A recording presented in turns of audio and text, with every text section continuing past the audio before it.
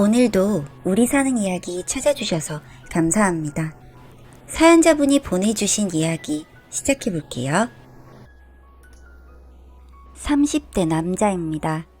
제 결혼 과정과 있었던 일에 대해서 얘기를 좀 해볼까 합니다. 저는 홀어머니 밑에서 자랐습니다. 아버지는 몸이 불편하셨습니다. 심근경색으로 한번 쓰러지시고 나신 뒤 몸에 장애가 생겨 그걸 비관하신 나머지 스스로 목숨을 끊으셨습니다. 어머니가 간호와 밖에 나가서 일까지 하며 모든 것을 해나가니 그걸 집에서 보고만 있어야 하는 아버지 입장이 너무나 힘들었나 봅니다. 그런 과정들을 직접 보고 나니 세상이란 것이 많이 무서웠습니다. 겁먹고 도망만 치려고 하는 저였고 그런 저를 어머니는 감싸주기보다는 더 엄하게 바로 잡으려고 하셨습니다. 늘 바른 생활을 하길 바라셨고 저도 그런 생활이 싫지 않았습니다. 공부를 한다고 하긴 했지만 그리 잘하지는 못해서 일찌감치 뭔가 기술을 배워야겠다고 생각했습니다. 건축 쪽으로 배우기 시작했고 어머니는 그것도 나쁘지 않겠다며 절 많이 지원해 주셨죠. 다행히 좋은 회사에 들어가서 제 밥벌이 정도는 할 수 있게 되었습니다. 한평생 고생만 하신 어머니를 편하게 해드리고 싶은 마음이 컸으나 마음처럼 쉽지가 않았습니다. 어머니는 그런 저에게 왠지 조급해 보인다며 뭐든지 천천히 하다 보면 다 잘 될 거라고 응원을 해주셨습니다. 정서적으로 참 도움을 많이 받을 수 있는 제 유일한 가족이었습니다. 그러던 어느 날 외근할 일이 생겨 밖에서 선배를 기다리고 있었습니다. 습관처럼 근처의 건물을 살피며 나름 공상을 하고 있던 와중에 선배가 카페에 잠시 가자고 해서 들어갔습니다. 제가 주문을 하려고 갔는데 거기 주문서에 체크를 해서 요청사항과 같이 적어달라고 되어 있기에 뭔가 했습니다. 알고 보니 청각장애가 있는 여자였습니다. 그런데 너무나 밝게 웃고 친절하게 하려는 모습이 너무 예뻐 보이더군요. 그냥 그러고 넘긴 게 아니라 집에 가서도 자꾸 생각이 나기에 다음날 또 갔습니다. 그리고 다음날에도요.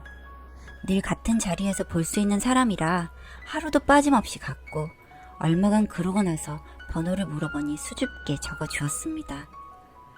연락을 하고 지내면서 참 밝은 사람이라는 생각을 했습니다.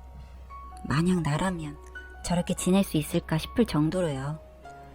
선천적으로 장애를 안고 태어났다고 하는 그 사람은 음악이라는 걸 들어보는 게 소원이라고 하더군요. 어찌나 짠하던지.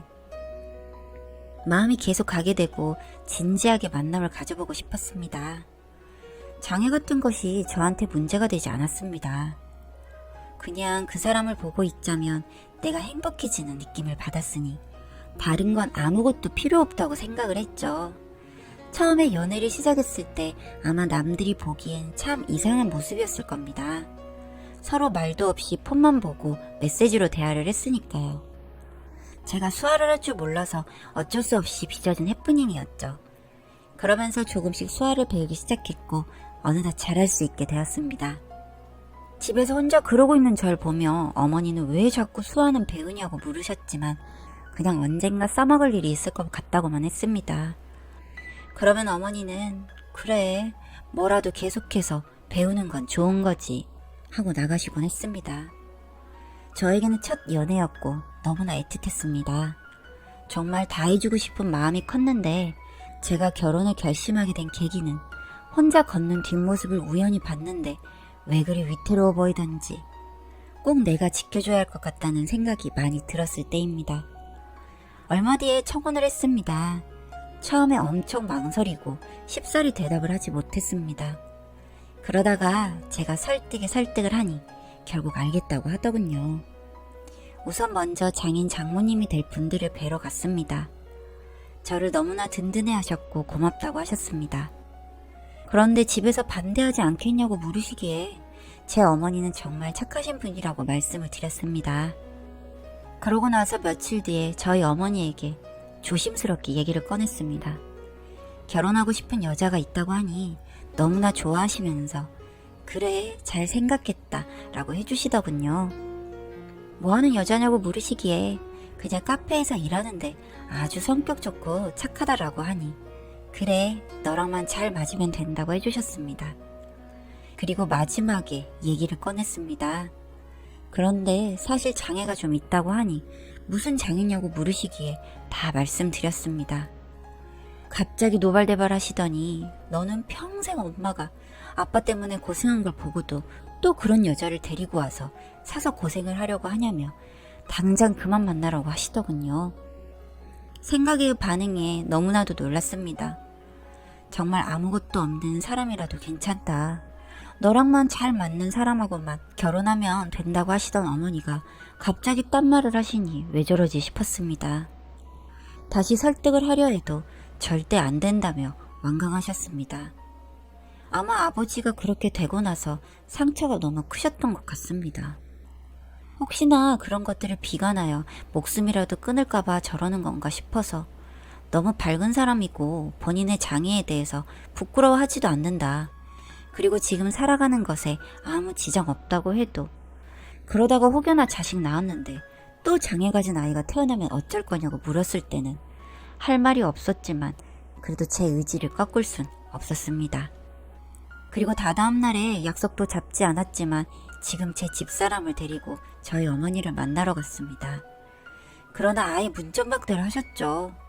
그 밝은 사람의 얼굴에 그림자가 드리우는 것을 잠깐 봤습니다. 이내 괜찮은 척을 했지만 제 마음이 너무나 아프더군요. 거의 한 달을 넘게 어머니를 설득했지만 절대 허락하지 않으셨습니다. 그리고 전 마음을 굳혔습니다. 그냥 저 혼자 결정하기로요. 그렇게 마음을 먹고 어머니에게 말씀드렸습니다. 저는 결혼 못하면 도저히 안 될 것 같다고 말씀드리고 집을 나왔습니다. 모은 돈은 얼마 없지만 작게 빌라를 구해서 살림을 시작했습니다. 결혼식을 할 상황은 아닌 것 같아서 장인 장모님에게 양해를 구했더니 많이 탐탁치 않아 하셨지만 알겠다고 하셨습니다. 둘이 같이 살 수 있다는 것에 너무 행복했고 정말 꿈같은 시간을 보냈습니다. 그러는 와중에도 한켠에 어머니에 대한 생각 때문에 마음이 좋지는 않았습니다. 몇 번을 찾아갔지만 마음대로 결정했으니 이제 남처럼 살자고 저와 인연을 끊으시려고 했습니다. 그렇게 지내기를 6개월, 또 어머니랑 얘기라도 좀 해볼 요량으로 집으로 갔습니다. 저녁인 시간이었는데 안 계시기에 혹시나 하는 마음에 비밀번호를 쳐보니 아직 비밀번호가 그대로였습니다.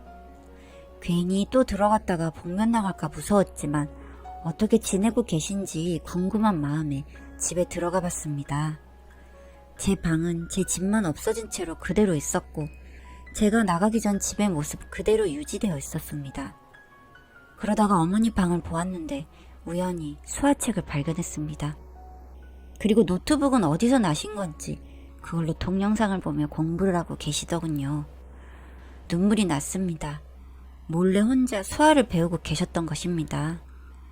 집에서 기다리니 어머니가 돌아오셨고 저를 보고 엄청 놀라시더니 부모도 버린 놈이 왜 또 찾아왔냐고 나무라시기에 인연 끊고 살 건데 수화는 왜 배우냐고 말했더니 당황하시면서 그냥 배우는 거라고 얼버무리시더군요. 마음을 알았기에 더 간곡하게 말씀드렸습니다. 정말 잘 살고 있고 앞으로도 그럴 거니까 그냥 좀 인정해주면 안 되겠냐고요. 여자 좋아서 어미 버린 놈은 내 자식 아니라고 당장 나가라고 하시더군요. 도대체 진심을 알 수 없었습니다. 그렇게 또 불편한 마음으로 지냈습니다. 더 이상 저도 지쳐서 찾아가지 않았습니다. 그러기엔 이 사람과 같이 있는 시간이 너무 행복하고 좋았기 때문에 안 좋은 생각을 그만하고 싶었습니다. 시간이 더 지났고 아내가 임신을 했습니다. 임신까지 하고 나니 더 어머니 생각이 났습니다. 기쁜 소식이라 꼭 알려드리고 싶었는데 전화도 안 받으시고 집에도 안 계시더군요. 내가 너무 무관심했었구나 생각하며 자책하고 있는데 옆집 분께서 요즘 봉사활동 많이 다닌다고 하기에 어디요? 라고 물으니 장애인 복지시설에 간다고 하시더군요. 왜 그런 봉사활동을 하고 있나 싶어서 혹시나 하는 마음에 찾아가 보았는데 거기서 봉사를 하고 계시더군요. 능숙하게 청각장애인들과 봉사도 하시면서요. 저를 그렇게 미워하시더니 도대체 왜 그러시는 걸까 궁금했습니다. 그래서 오늘은 정말 이유를 들어야겠다 싶어서 얘기를 좀 하자고 했습니다. 제가 그렇게 싫은데 왜 자꾸 이러시냐고 했더니 그제서야 말씀을 하셨습니다. 이렇게라도 해서 덕을 쌓아야 너 자식이 올바르게 태어나지 않겠냐고요. 혹시나 임신을 해서 출산을 했는데 장애를 가지고 태어날까 그게 너무 겁이 나셨던 모양이었습니다. 본인이 몸이 불편한 사람들 돌봐받기에 얼마나 힘든 줄 아시는 분이어서 제가 또 그런 인생을 살게 될까 너무나 겁이 나셨던 겁니다. 그래서 그렇게 반대하셨던 거고요. 그런데 제가 막무가내로 제 마음대로 살림채를 살고 있으니 부모로서 할 수 있는 것은 그런 거라고 생각하셨던 모양입니다. 얘기를 다 하고 나신 뒤 제가 말했습니다. 임신했다고요. 그러니 아무렇지도 않은 척을 하시려고 하시지만 좋아하시는 게 눈에 보였습니다. 집에 데려다 드린 뒤 아내에게 이런 일이 있었다고 하니 너무 감동받아 하더군요. 그러면서 더 부담이 되어 하는 것 같기도 했고요. 혹시나 아이가 잘못될까 봐요. 다음날 바로 아내를 데리고 갔습니다. 거기서 정말 훈훈한 모습을 볼 수 있었습니다. 어머니가 수화로 집사람과 대화했고 그걸 보고 있자니 마음이 너무 따뜻해졌죠. 웃으면서 모든 게 잘 풀렸다고 생각했습니다. 그 일이 있은 후에 어머니는 제가 모시기로 했습니다. 모시는 건 아니네요. 저희가 그 집으로 들어가서 얹혀 사는 입장이니까요. 무사히 출산도 했습니다. 다행히 건강한 아이가 태어났습니다. 그러나 아내도 3살쯤 되었을 때 증상이 나타났기 때문에 아직까지는 잘 모르겠지만 그래도 지금은 아주 건강하고 아무 문제가 없습니다. 다 어머니의 너무 큰 바람 때문이고 기도 때문일까요? 그리고 저는 지금 너무나 행복합니다. 세상에 있는 제 편 모두와 같이 살고 있으니까요. 사랑에 미쳐서 부모까지 버린 놈이라고 욕을 하셔도 어쩔 수 없습니다. 내 인생에서 꼭 해야만 하는 선택이었고 그 선택을 하면서도 어머니의 끈을 놓지 않으려고 무던히 애를 썼습니다. 다 핑계일 뿐이지만요. 받은 사랑 앞으로 다 돌려드리며 살 작정입니다.